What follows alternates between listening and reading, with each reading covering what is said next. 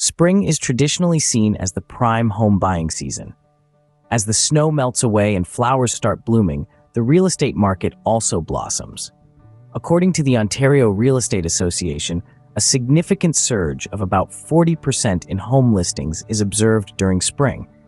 This means more options for potential buyers, but it also means more competition, which can drive prices up. As we move into the heat of summer, the market tends to cool down. The number of listings typically drops by about 10% compared to spring.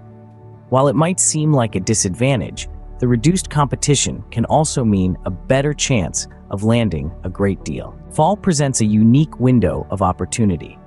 While the number of listings decreases further by about 15% from summer, the Ontario Real Estate Association reports that buyer demand often remains strong. This can lead to a slight increase in prices, but it also means that sellers are more motivated to close deals before the winter sets in. Winter, with its cold weather and holiday distractions, is often seen as the slowest season for real estate. Listings can drop by as much as 30% from fall. However, serious buyers can potentially find some hidden gems during this period, with sellers more willing to negotiate. In summary, each season in Ontario brings a different flavor to the real estate market.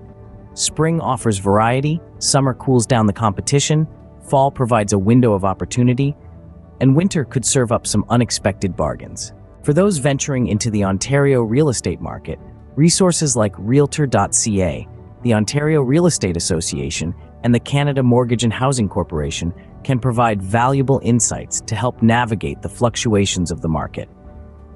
Remember, understanding these seasonal trends is a key step in making an informed decision when buying a home. So next time you feel the change in the weather, remember, it's not just the landscape that's shifting, but potentially your opportunities in the Ontario real estate market as well.